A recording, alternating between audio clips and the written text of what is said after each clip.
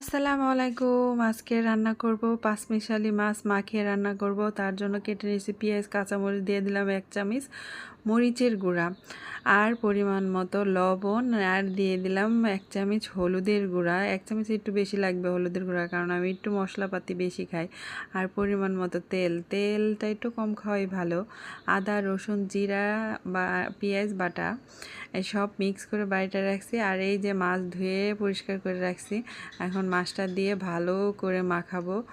যত ভালো করে মাখাবেন ততই মাখানো মাছ হোক, মাংস হোক বা যে কোনো সবজি হোক, ডাল হোক, খুবই মজা হয় খেতে। এভাবে মাখিয়ে ভালো করে মাখাবেন, আলতো আলতো করে না। আমি খুবই করে মাখাইছি। এই যে দেখেন, মাখানোর পরে আমার এরকম কালার আসছে। এখন পরিমাণ মতো পানি দিয়ে দিব, আর পানি দিয়ে বসিয়ে দেব, হয়ে যাবে আমার মাখা মাছ। আমার রান্নাটা কেমন লাগছে অবশ্যই কমেন্ট করে জানাবেন। অবশ্যই আমার ভিডিওটা দেখার জন্য অনুরোধ।